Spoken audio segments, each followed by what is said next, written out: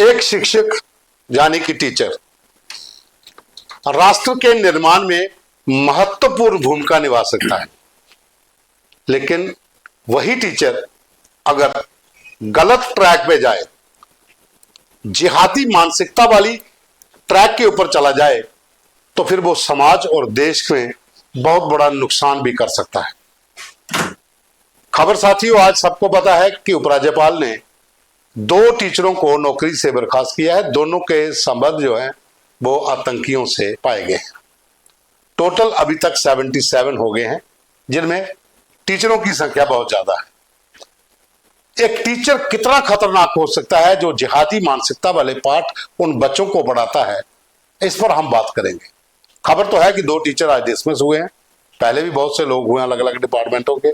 मेरे साथ दीपक हैं, तो दीपक, एक शिक्षक का बच्चों के प्रति इस तरह का व्यवहार अगर पाया जाता है, अगर वो खुद आतंकियों का समर्थक है, वो पाठ अगर वहां पढ़ाता है, वो कितना नुकसानदेह है राष्ट्र के लिए? पवन जी, बहुत ही खतरनाक है। नॉर्मली हम कहते हैं कि ये शिक्षक या ये टीचर फिजिक्स के टीचर हैं, केमिस्ट्री के टीचर हैं, अंग्रेजी के टीचर हैं। यहाँ पर हमें अनफॉर्चुनेटली ये कहना पड़ रहा है कि ये दोनों टीचर लश्कर-ए-तौयबा के टीचर थे। तो खुद सोचिए, जहां टीचर का जुड़ाव या लिंक आतंक से हो, तो वो बच्चों को क्या पढ़ाएंगे? बारूद ही पढ़ाएंगे, आतंक ही पढ़ाएंगे। उन बच्चों के जहन में, आइडियोलॉजी में बारूद ही जाएगा, नफरत ही जाएगी।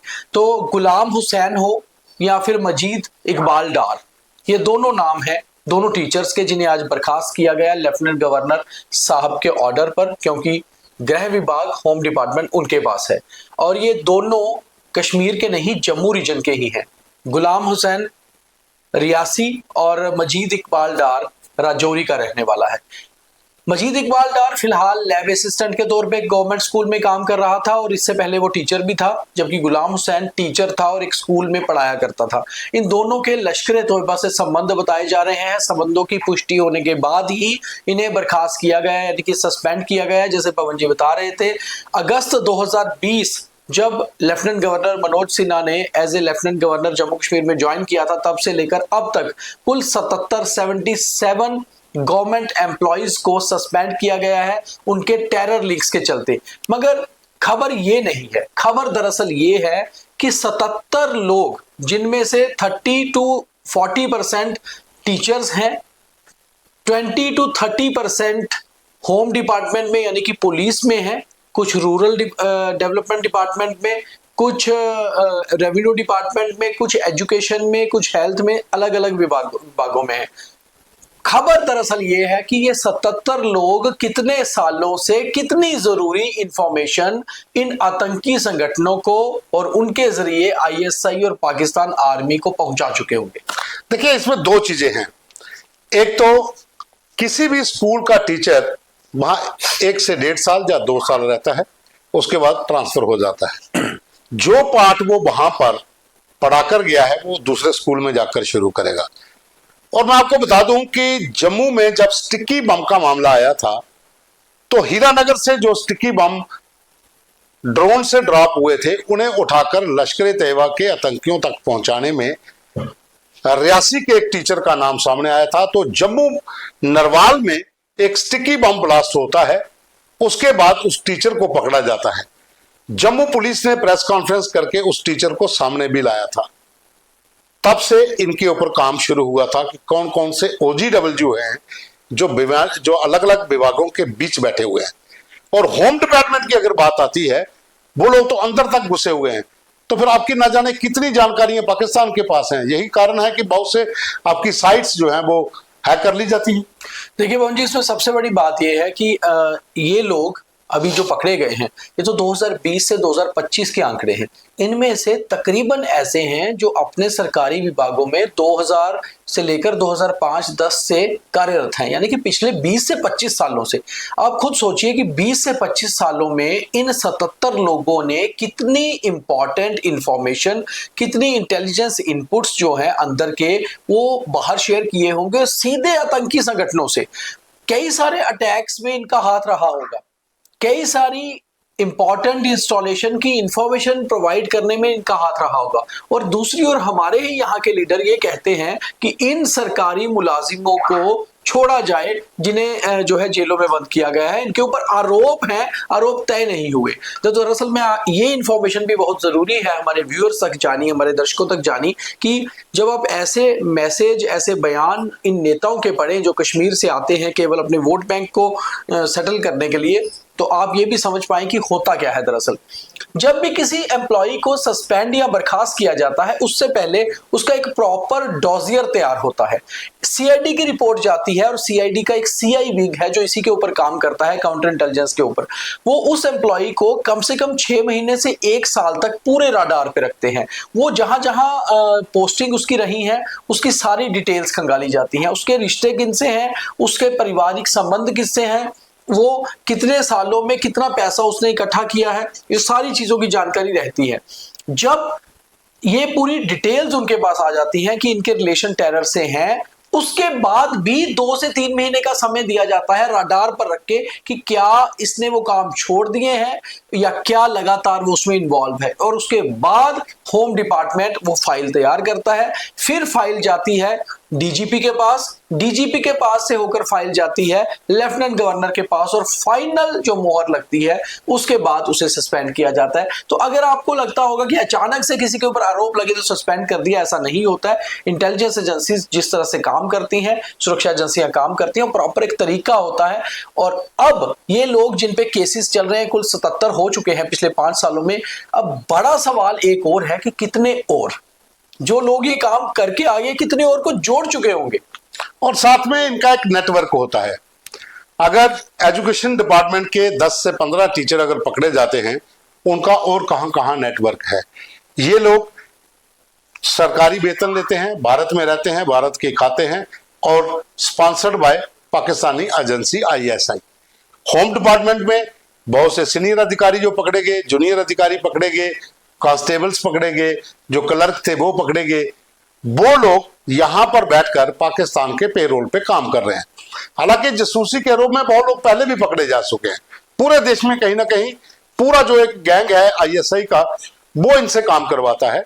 लेकिन जम्मू कश्मीर के भीतर सबसे ज्यादा वो लोग हैं जो सरकार के भीतर बैठे हुए हैं।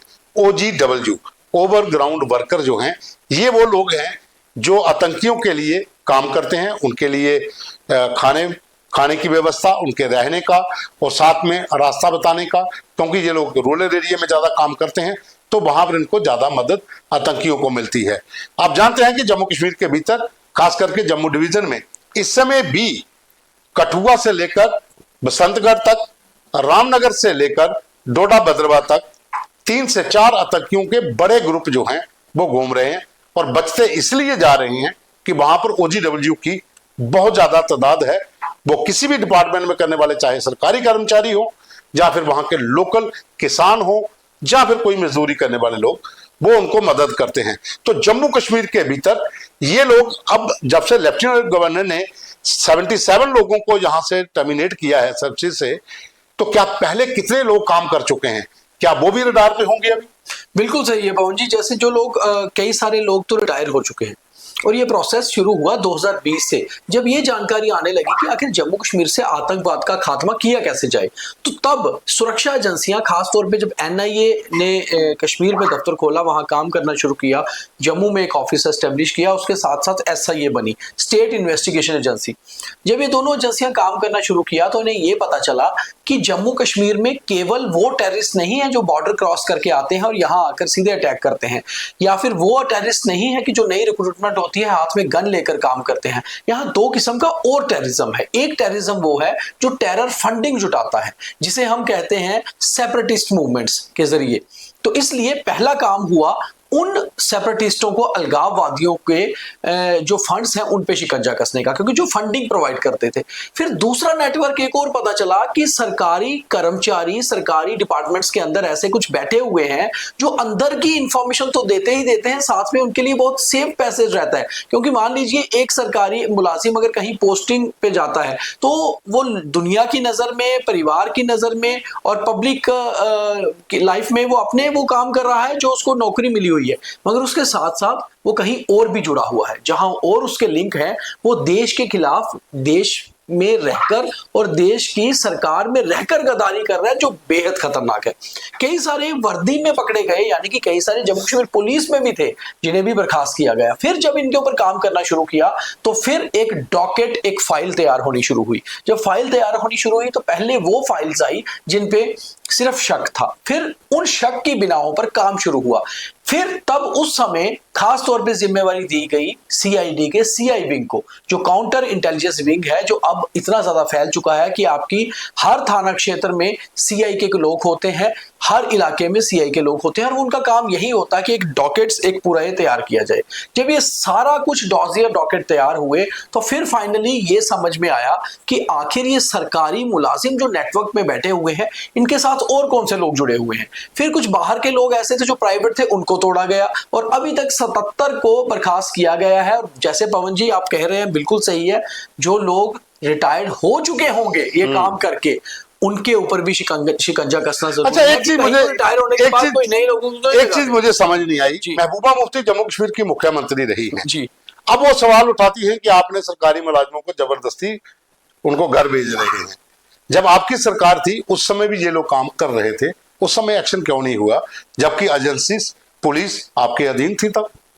देखिए, नेशनल जो एजेंसीज हैं पवन जी, सबसे पहले तो ये रहा, जो हम कहते हैं कि धारा 370 और 35 से हटने के बाद क्या बदलाव आया। उसके बाद बदलाव सबसे पहले ये आए कि जम्मू कश्मीर का क्या होता था कि यूनिफाइड कमांड का मुखिया यहाँ का चीफ मिनिस्टर होता था। यहाँ में जो भी चीफ मिनिस्टर रहे, चाहे वो उमर अब्दुल्ला रहे, गुलाम नबी आजाद रहे, महबूबा मुफ्ती रही, यूनिफाइड कमांड के वो हेड होते थे। जो भी डिटेल्स उनके पास आती थी वो उसके ऊपर काम करते थे, और जो भी होम मिनिस्टर होता था वो यहाँ की सरकार से पूछे बिना यहाँ सेंट्रल एजेंसीज के दफ्तर नहीं खुलते थे। आपको याद होगा कि यहाँ पर एनआईए का दफ्तर कई सालों से ट्राई हो रही थी कि यहाँ पर एनआईए का दफ्तर खोला जाएगा, मगर यहाँ की सरकार कहती थी कि यहाँ हालात ऐसे नहीं है, लोगों में दहशत आ जाएगी। जैसे ही 2019 में धारा 370 हटी, उसके बाद एनआईए का दफ्तर कश्मीर में भी खुला, जम्मू में भी खुला। उसके बाद एसआईए बनाई गई, और एसआईए के पीछे यहाँ पर काफी सारे जो स्ट्रॉन्ग पुलिस ऑफिसर थे, पुराने पुलिस ऑफिसर, जैसे रश्मि रंजन स्वैन थे जो सीआईडी में बहुत लंबे समय तक काम कर चुके थे, बाद में डीजीपी भी रहे, या फिर यहाँ पर दिलबाग सिंह जब डीजीपी थे तो उनका भी इसमें माइंड था कि इसके ऊपर काम किया जाए। तो एसआईए बनाई गई। एसआईए बनाने के बाद खास तौर पे ये ध्यान दिया गया कि एसआईए का काम क्या रहेगा। एनआईए तो अपना काम कर रही है टेरर लिंक से, एसआईए ये काम करेगी कि जम्मू कश्मीर के बीच में स्लीपर सेल्स और ओजीडब्ल्यू नेटवर्क कैसे काम करता है। जब वो खंगाला गया तो रोंगटे खड़े ये हो गए कि वो टेररिस्ट केवल नहीं है जो गन उठा के काम कर रहे हैं, वो भी है जो मानसिकता से काम कर रहे हैं। जैसे आपने टीचर्स की बात कही, वो लोगों के माइंड वॉश करके नए लोगों को उस तरफ जोड़ने की कोशिश कर रहे हैं, और ये ज्यादा खतरनाक है। स्लीपर सेल और ओजीडब्ल्यू हमेशा ज्यादा खतरनाक होता है, क्योंकि वो पब्लिक लाइफ में टेररिस्ट नहीं होता, पब्लिक लाइफ में कुछ और है, और गवर्नमेंट एम्प्लॉय तो उससे भी खतरनाक है। देखिए, इसमें एक चीज तो क्लियर है, जैसा हमने पहले कहा कि एक शिक्षक जो है वो समाज को सुधारने, राष्ट्र के निर्माण में बहुत बड़ी भूमिका निभाता है, लेकिन एक शिक्षक जो इस तरह के ट्रैक पे चल पड़ता है, जो यहाँ पर आतंकियों का समर्थक हो, वो न जाने कितना नुकसान देश का और समाज का कर देता है। इसके ऊपर भी आपको गहन चिंतन और मंथन करना पड़ेगा कि ऐसे और कौन कौन से लोग हैं, कहाँ कहाँ पर हैं, कितने कर्मचारी सरकारी अभी भी आतंकियों के संपर्क में है। ये भी रडार पर और लोग बहुत आने चाहिए, इनकी भी जांच होनी चाहिए। हालांकि ये मामले दो जो हैं जो जम्मू डिवीजन के हैं, कश्मीर से बहुत लोग पहले भी पकड़े जा चुके हैं, लेकिन एक सवाल तो अभी भी है कि क्या ये लोग अकेले थे या फिर इनके साथ और भी कर्मचारियों का एक पूरा नेटवर्क है, क्या वो भी पकड़े जाएंगे? तो अभी के लिए मैं और दीपक लेते हैं विराम, मिलते हैं एक और अपडेट के साथ। लेकिन ये बड़ी खबर थी, आप इसे शेयर करिए, लाइक करिए और कमेंट भी जरूर करिए। बहुत धन्यवाद।